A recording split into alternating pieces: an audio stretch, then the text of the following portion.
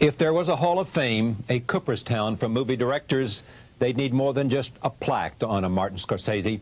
They'd probably need an entire wing to commemorate such classics as Raging Bull, Mean Streets, Taxi Driver, and Goodfellas.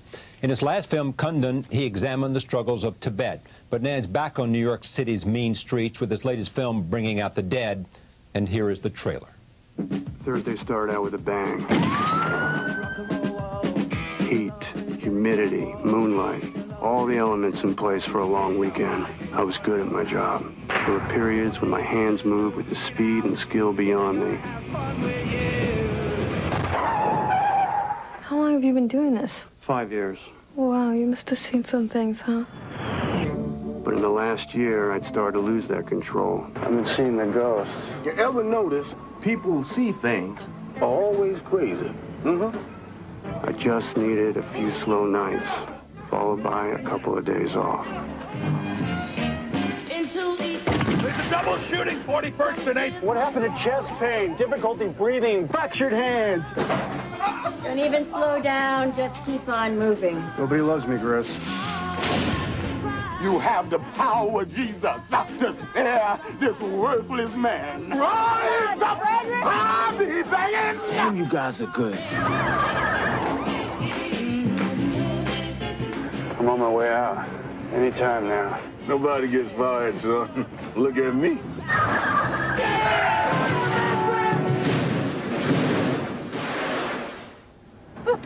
You swore that you'd fire me if I came in late again. You swore. You swore. I'll fire you tomorrow. Old man's a bus driver, mom a nurse. Sort of born to it, I guess. Rule number 1, don't get involved with patients' daughters, you understand? Our mission to save lives. Blast off! Help others and you help yourself. That was my motto. I understood how crazy it was to think this way. But then something good will happen. Everything just glows. Here's to the greatest job in the world.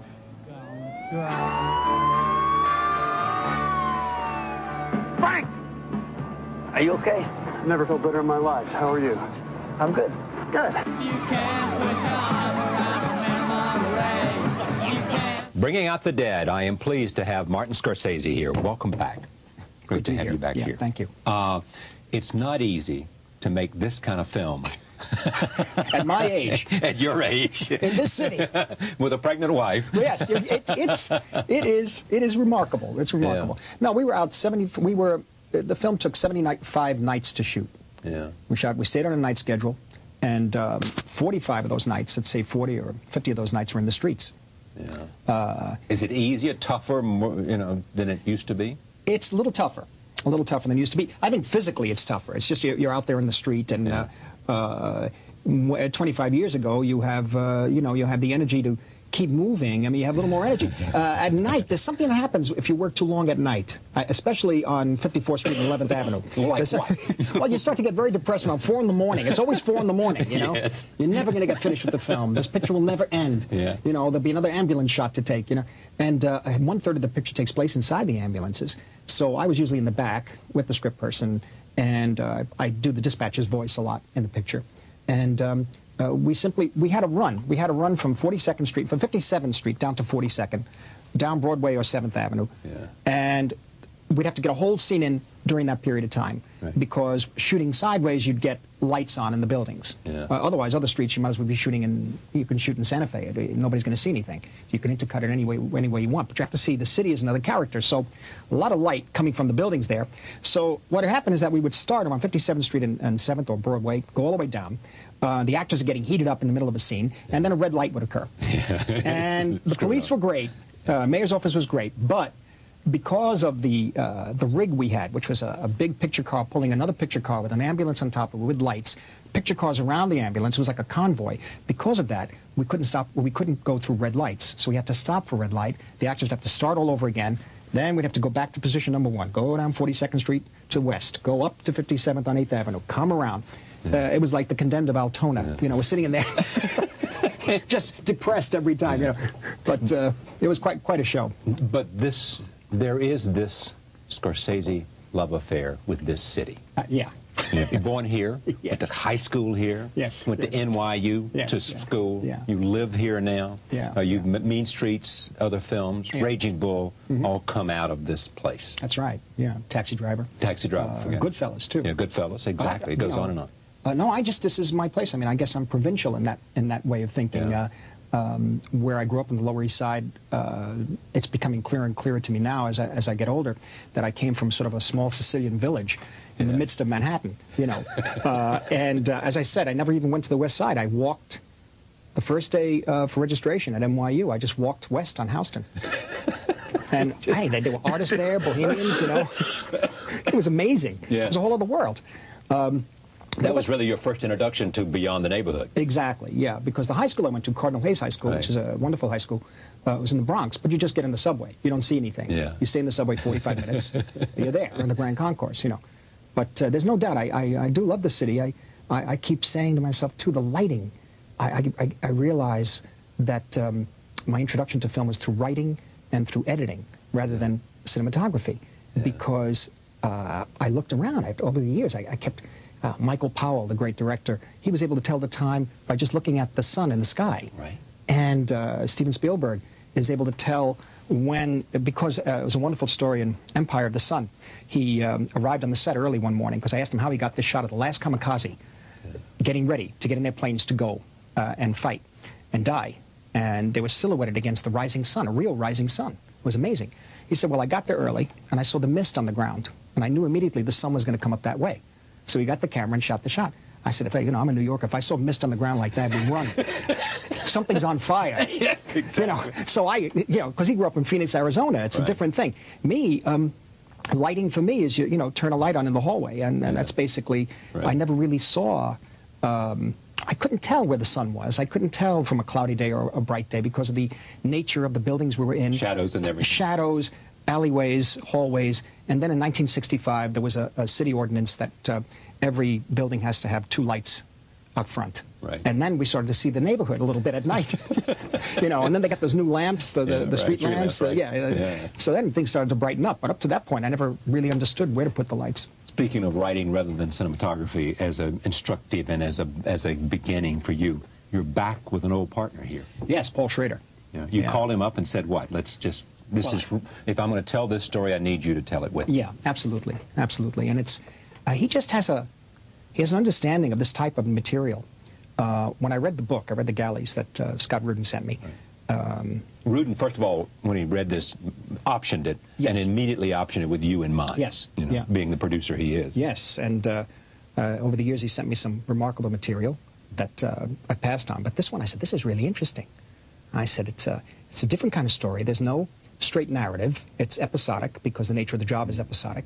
But this crisis that this young, well-meaning man is undergoing is something that we all have to stay in touch with, You think of paramedics, you hear the sirens in the city, you know what it's like when you're in a cab, and the sirens behind you, the cab's got to move. Of course it doesn't usually, but, it's got to move, and you try not to think about it, but in a funny way, it's like delegating caring, in a way. We delegate caring to the paramedics, we delegate caring to nurses or hospitals, but we can't do that. We have to stay in touch with, I think, these feelings. Yeah, I'm not saying that we should all, run after ambulances, but what I'm saying is that there has to be that line of humanity between us and the city and the people who are suffering in the city. I think so. Yeah. I think so, and that's what's so interesting about these guys, and Schrader understands that. Why does he understand it? Simply because he's of the city, or? No, I think for his religious convictions and his upbringing, which actually is Calvinist, which is very different from mine, which is Roman Catholic. I believe that he was not allowed to see films until he was 18 years old. So it's a very, very strict upbringing, and but he has a line. He has a line into suffering and redemption and. What it means to forgive yourself. You too. That's the idea. The first thing, was Taxi the first thing you worked on? Yeah. Taxi, then Raging Bull. And then Last Temptation of Christ. And then The Last Temptation of Christ, which was a film you always wanted to make, and you got Ovitz and others to sort of make it happen for you. And then you stopped working together because I think he said there was such big egos. Yeah, exactly. in the room. Yeah, you can't. We couldn't be in the same room together. Is that right? Sometimes, but he's more cutting with his remarks that way. He just says something. He's the kind of guy who says something to me, and 2 weeks later I think of an answer. You know, I should have told him that. You know what I mean? I hate that. I'll get him next time. You called him up. So you called him up this time and said, "Yeah," I said, "Paul, this you got to read." I said, "You have to read this," and he read it and really responded to it right away because of the nature of what Frank Pierce is going through. Frank Pierce is a character played by Nick Cage. By Nick Cage, yeah. He's an emergency room paramedic. He's going through a battle fatigue, really. Yeah. And he's really wondering, is he making any difference at all? Yeah. That's the thing. He goes in one corner and he saves a drug dealer, right, who's maybe responsible for hundreds of deaths. He goes in another corner and he just happens for some freak accident lose a 12-year-old homeless kid. So he's thinking at this point in his life, is there any pattern to all this? Is there meaning to any of it? Am I making a difference? But what's interesting about Frank, and this is what Paul caught on to, is that he loves the job because he brings people back to life, which makes him feel like God. Yeah. And he's got to learn in this movie that he's not God. Yeah. You see, that's the thing. And that's what we thought was so interesting about it. Because he takes on the suffering of everybody, puts it on his own shoulders, and can't get through it now. At the end, they finally tell him nobody asked you to suffer. And that's beyond the fact that it was a New York story. That's what turned you on, this whole notion of this kind of emotional struggle with some kind of redemption or some kind of something. Yeah, because I think, in fact, what almost held me back a little bit was, you know, the fact that it was another New York story, in that, how do you shoot an ambulance at night in New York? I mean, I've shot a lot of scenes at night in New York. What different way can I find to do these scenes? But the first night I went out with a real ambulance, though, I figured it out, which was the hallucinatory aspect of it. When you're sitting in the front, the spinners are going, the rock and roll is playing, cabs are attacking you. You know, it's like suddenly you realize you think you see things that are not there. Yeah. You know, and if you stay in there long enough, it's quite an experience. It has an effect on the brain. Yeah, it has an effect, a hallucinatory effect on the brain. Yeah. I think. Cage, was he an obvious choice for you, or was this the first choice or second choice? No, it was my first choice. And I love his expressive face and the nature of his acting. He could go as high as Lon Chaney in the 20s, you know, and he could be as introverted too, to the same degree. And his face and his eyes to convey the suffering that this man is undergoing, you know. See, now here's what's amazing about you, Murray. You just said as high as Lon Chaney, da-da-da-da. Do you know anyone on God's green earth? Who may know Lon Chaney at this point? No. Who has seen as many, analyzed as many, thought more about film than you have? Do you know anybody? And who? I mean, I don't know whether Stephen's like that or not, but forget scholars. I mean, you can't. I just, you know, they put me in a movie theater when I was about 4 years old. That was when you had asthma and all that stuff, yeah. I mean, it was my sanctuary. That and then the church. Yeah. You know, when I was about 7 years old, they put me in a church. So you thought about being a priest at some one point, too. Yeah, exactly, yeah. So movies, it's either I'm going to be a movie maker or I'm going to be a God maker. Right, exactly. Or you had, well, the neighborhood I came from, you know, which was filled, and I have to always say this clearly these days because too many films and stories are made about just one aspect of it being Italian-American, which is the organized crime, that there were a lot of very, very decent people there trying to make a family, trying to keep a family together and trying to create a family life. But there was a small element that was organized crime. So in seeing growing up around 8 or 9 years old and seeing the people get respect, real respect, were the organized crime figures and the priests. So you can either become one or the other, you know, and you know you're not cut out for that one. You don't have the guts to, or any, you know, that's something wrong about that way. It's not my calling, you know. Yet you're drawn to it, and this is what's interesting about that. You're drawn to it because of the nature of the power that permeates them in a way. And the same with the younger priests, by the way, not the older one. The older ones were more for the Italian-American, the older Italian-American community. The priests I'm talking about are younger priests, 21, 22 years old, who came in and gave us classical music to listen to, and gave us a book written by Dwight MacDonald, Memoirs of a Revolutionist. This is all very interesting and opened our minds a little bit. Literally, I mean, I couldn't, you know, I didn't have the real vocation for being a priest. You know, it didn't work out. And at some point, you were so madly in love with film too that you couldn't resist the lure. When you think about Goodfellas and the films that you have made, Casino, Do you hear from organized crime? I mean, is there some sense of that Marty understands? You know, in the same way that if you are of organized crime, you know that Pileggi understands. Yes, no, Nick knows, yeah. He knows. Nick knows, yeah. yeah. Now, or is that simply more a question of where Nick, how smart he is in understanding of that culture? Nick knows it, and he knows all the Machiavellian ways. He knows all the details and the struggles for power and why people made a move this way instead of that way. And it comes out of a journalistic. And it comes out of a journalistic integrity and a pursuit of finding the truth. But there's no doubt. There's one when they arrested the head of the mafia in Sicily, Ricci, right. He had a second in command, and he was quoted in the Italian papers as the only film that it showed accuracy of what it was like to be in a life of organized crime was Goodfellas, particularly the scene that Joe Pesci improvised, which is, "Why do you think I'm funny?" Yeah.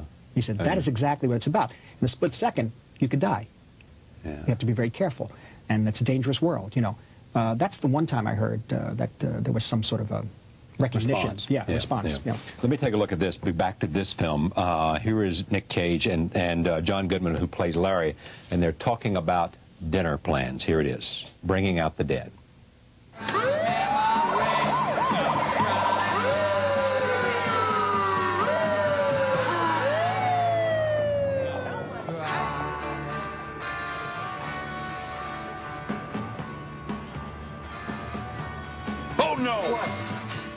Remembered, I'm so stupid. I had beef lo mein last night. I can't eat the same thing 2 nights in a row. It's almost 2 o'clock. What the hell am I going to do? What are you getting? I'm not hungry. Yeah, you don't eat food. I eat. Larry, I eat. Just haven't had coffee yet. With coffee and whiskey. Lucky you ain't dead with that diet. I got it. Half-fried chicken and fries. Let's go. Yeah, are you going to find yourself, in terms of people who write about this movie, making the comparisons with Taxi Driver? Oh, absolutely. I think, well, on the surface, you have the obvious. Even Schrader said it when he read it. He said, Marty, obviously, they're going to say a man driving a vehicle which deals with the public at night in New York, on the West Side. Yes. They're going to say, obviously, a return to Taxi Driver. Well, it's not quite. I mean, you know, on the surface, there were those similarities, but past those similarities, it's very, very different. It's a very different film. He's a different character. He's a guy who is constructive, not destructive. Travis, unfortunately, you know, makes that switch from reality to fantasy. He lives out the fantasy. That's a bad thing to do by the end of the film. Whereas here, he's constructive. He wants to make a difference. You know, he's really an idealist. When are you going to work with Bobby again? I hope in Gangs of New York, the next picture. Tell me about that, only because this is another film you have wanted to make for years and years and years. That came out of the ground, in a way, out of spending so much time at St. Patrick's Old Cathedral, which was built, I think, in 1802, 1812. I'm not sure.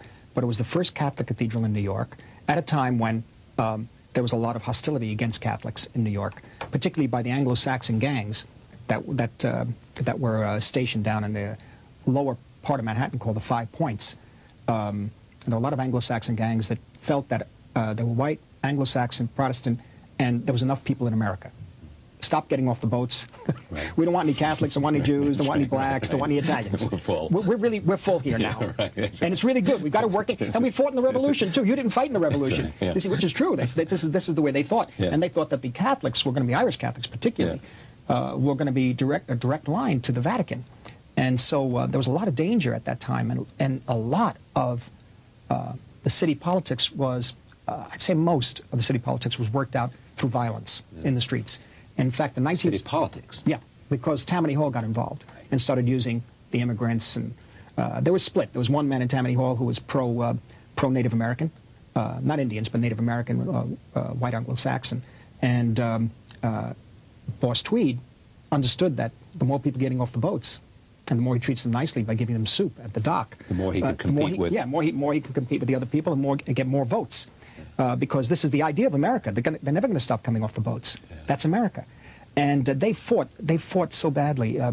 In fact, that the more research we're doing, we realize that the 19th century is the most violent century in American history. You know, the Civil War is like a continuation of the Revolution, in a way. And then the film begins in 1846 and ends in 1863 during the draft riots in New York, which were the worst riots in American history. When were they in 1863. 1863, yeah. Yeah. Well, the problem there was that after Gettysburg, I believe Lincoln needed conscription. He needed to draft people, and he started a draft, and it was announced at 42nd Street. And the only thing is, if you had $300, you didn't have to go. So who had to go? Goodbye, well, yeah. Who had to go? The poor people down in the 5 Points. And the city was up in arms for about 4 days, 5 days. The Union troops came in.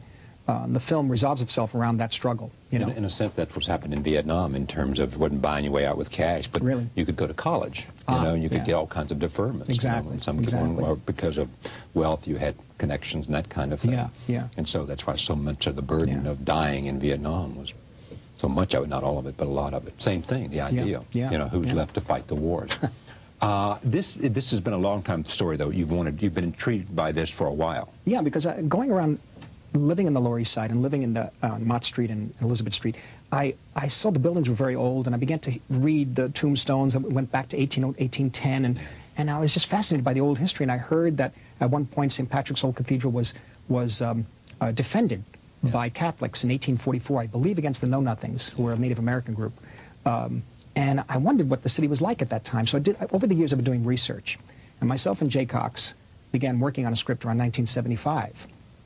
And we've taken it up to about, 1993, when we decided to rewrite the whole thing. Yeah. And now, for the past year, we're actually working on a story, the backdrop of which is that period and is that part of Manhattan at the time. So Jay's the screenwriter on this? Yeah, Jay and myself, and and we're working on it about 9 months now. We have draft 7. We're about to go into draft 8. Yeah. Why is it that screenwriting takes so many drafts?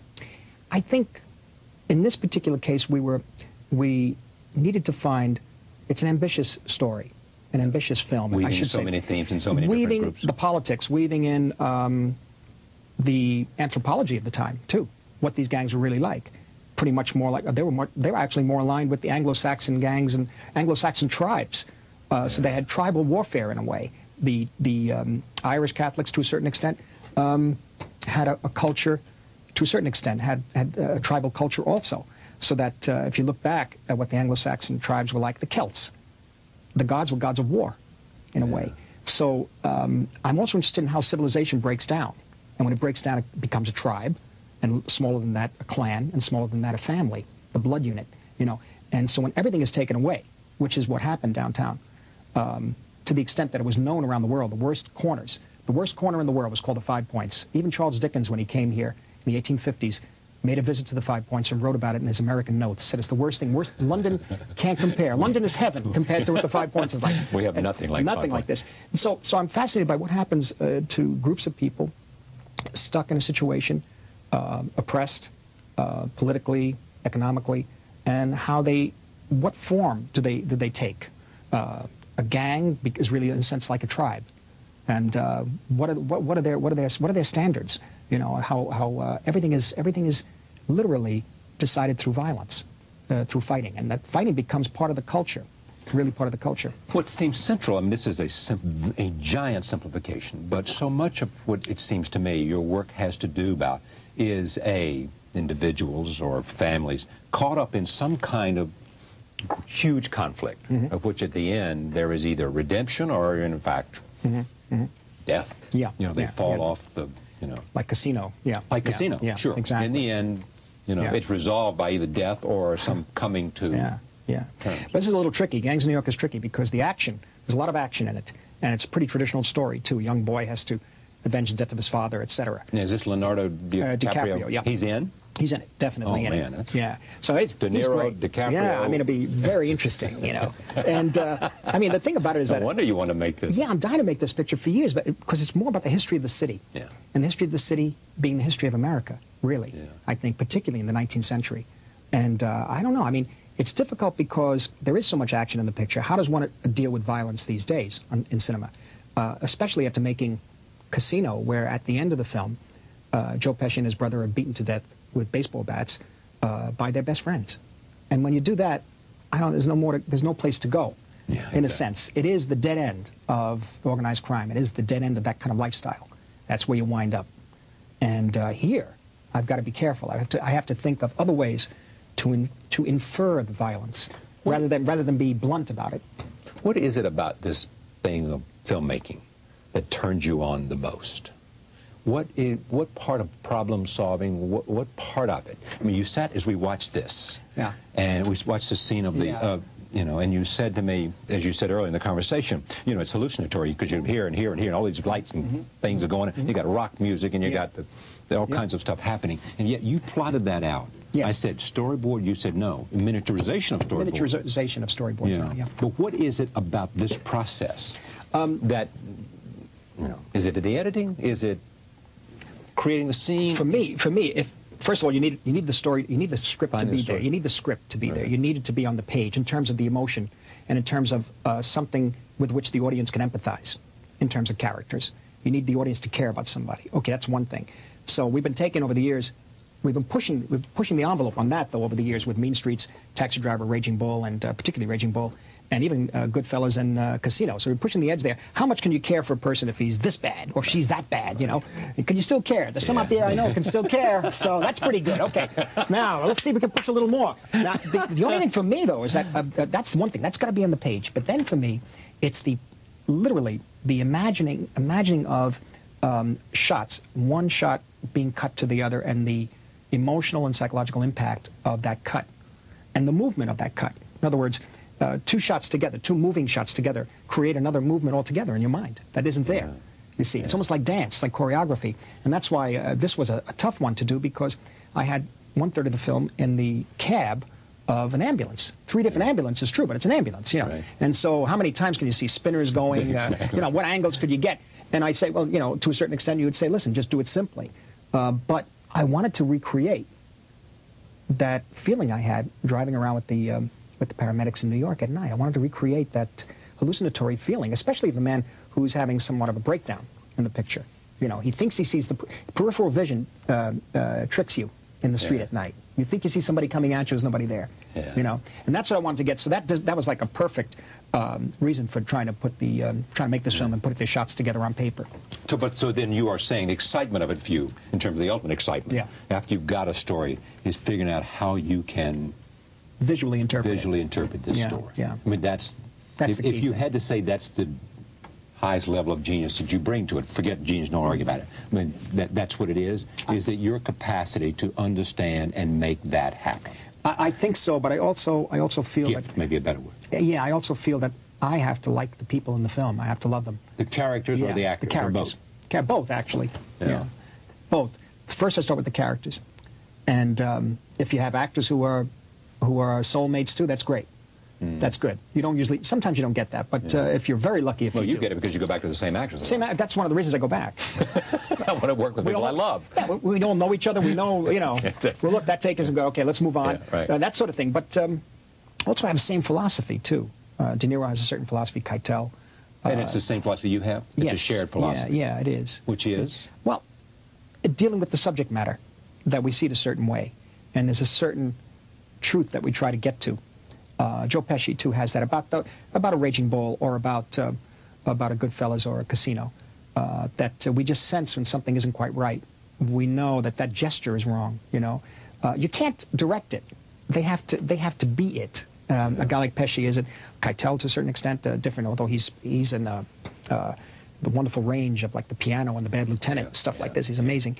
And De Niro and myself, just one of those things. We seem to be drawn to the same subject matter, the same type of character, with very little articulation, verbal articulation about why, you know. And in a way, we just look at each other sometimes, and it's like, yeah, I know, yeah, okay. You know what happens when that kind of thing happens. You know what the next move is. I said, yeah, well, all right. So we better not. That escalates everything. I said, no, that escalates everything. You can't do that to the person. You try to balance it out, but I think there's no doubt. I think we're interested in people who are flawed, people like ourselves. And to see if anybody else cares about them. Yeah, but also people have some passion. Yes, very much They so. have some sense of wanting to do something with life. Oh, absolutely, absolutely. Are you surprised that De Niro has this entrepreneurial flair? No, I think he loves people, and I think he loves to, he loves a lot of activity around him, and be part of that activity, whether it's working in the office area, or it's the restaurant, or whatever. You know, it's apparently they're not going to be able to build that in Brooklyn. In Brooklyn, the Brooklyn Navy Yard. Yeah, we don't know why it didn't work out. The mayor is saying, you know, Miramax is a factor and all this other stuff. New York needs a good studio. Well, that would be great, wouldn't it? Yeah. I mean, to take advantage and have that kind of complex in. Yeah. You know, I don't know what the people who evidently may or may not get it, who they may or may not have lost out to, but I mean, the idea of using the boroughs of Manhattan. It's fantastic. Yeah. As the rising of this a whole new community in place. Exactly. For making movies, because of all the people like you and De Niro that are part of the Sidney Lumet, that are part of this community. Yeah. You know, let me just do one more thing here. This is a scene in which we've been talking about the idea of what happens to characters. Cage, who plays the character Frank, is upset, losing his mind and upset over the types of victims he has treated that night. Here it is. 6-2 Young, answer the radio. I have a call for you. I can't wait all night, Young. I'm holding a priority, and if you don't answer, I'm going to knock you out of service. 6-2 Young is here, baby, and I'm going to help you out.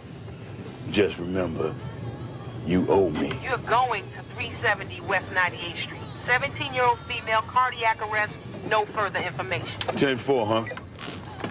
Why is everything a cardiac arrest? What happened to chest pain, difficulty breathing, fractured hands? Yeah, come on, people! Lord Jesus, help me get through tonight.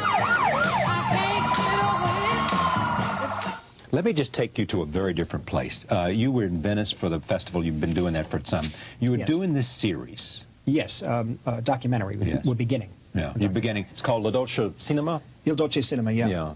And we know, tell me about it. Well, over the past 14 years or 15 years, my associate Raphael Donato, myself, would travel around the world and would always be talking about Italian cinema and my connection with Italian cinema and Italian movies. And it's kind of complicated, but bottom line is that I began to realize that, yes, I may have been parked in a movie theater where my brother or my mother and father may have taken me to a movie theater a lot of the times in the late 40s, all through the 50s. But that was a certain kind of film. That was the Hollywood cinema, which I adore. And I thought I wanted to be like a Hollywood director, which I guess I am, but not quite. It's a different, I don't know what it is. But maybe what happened is this, that around 1948, they started showing, they had television, and my father got a TV set, a 16-inch RCA Victor. It was a big screen for that time. And it was in Corona, Queens, because then we moved back to Elizabeth Street right after that. And my mother's parents were living out there, my grandparents. They spoke Sicilian only, didn't speak English. We're not citizens. They had come over as immigrants. Plus a lot of my mother's family were there. And on Friday nights, I believe, they had films, Italian films for the Italian-American New York community in one of the local stations. And of course, the first night this thing comes on, my grandparents come over because they didn't have a TV, and everybody sat around the set, and up comes Paisan by Rossellini. Yeah. And the first episode is about Sicily. And I began to notice that the people in the movie are talking just like my grandparents. Yeah. And then I began to see, as the picture develops, especially the Neapolitan episode where the kid buys the black soldier on the black market, which is an extraordinary sequence, I began to see them start to cry and say to myself, well, you know, 5 years old. And these things, they're movies. These are movies. They're not documentaries, but they're so real that they seem to be happening as it's being photographed, as opposed to the Hollywood films, which is not to put down the Hollywood films, something else. Then there was another film, Open City, and then another one called Bicycle Thief, which was extraordinary. The relationship between the father and son is amazing. And so it struck me that, to a certain extent, that, you know, part of me is there, not here in America. And I think over the years, if I've had to make a choice between two types of pictures, I always tend to go to make a film more in that direction, because maybe the impact of those movies, those grainy black and white 16mm prints they were showing, scratched up with commercials in them, maybe that's what really struck me, the empathy for the people. And later on, seeing a film like Umberto D, which is on tonight, I think, at 4 in the morning on Turner Classic Movies. What's amazing about that is you know that. Yeah, I check each day, see what's in, just in case. You check every day to see what's... Just in case. Yeah. You know, you never some obscure B thing that you, one night, a year from now, you want to see. And will you record this, or will you watch it? Record them, yes. I have a big library of Laserdiscs, videos, and DVDs now. DVDs, yeah. So what's happened is that I think we decided to explore how Italian movies influence me. So I do my relationship to Italian films from 1948 to 1970 when I started directing. I stopped there. So of course, we're talking about the great period. We're talking about De Sica, Rossellini, Fellini, Visconti, Pasolini, and that whole group, Francesco Rossi. Yeah. It's just amazing movies that struck me right around the time, too, that I started making films at NYU. So Divorce Italian Style by Pietro Germi, which we looked at again, is a masterpiece. You know, it's an extraordinary movie.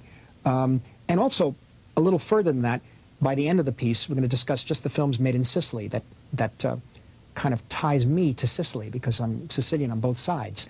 And there's something very special about Sicily and the land of Sicily. I was there 9 years ago. My parents, we visited some relatives there. And there's roots there. I don't know. I'm trying to explore it and do a sort of homage to it in a way. The last three films we talk about are Divorce Italian Style, Salvatore Giuliano, and we end with The Leopard, Visconti's The Leopard, about Sicily. You know, so that's, it'll probably be about 3 episodes of 2 hours each. The first 2 hours we showed in Venice, the closing night of Venice.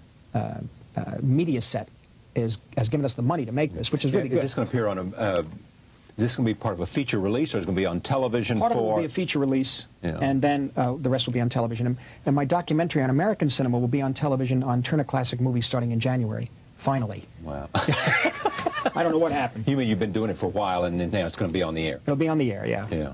Yeah. It's always great to have you here. Thank you so much for coming. Much success with this. It opens...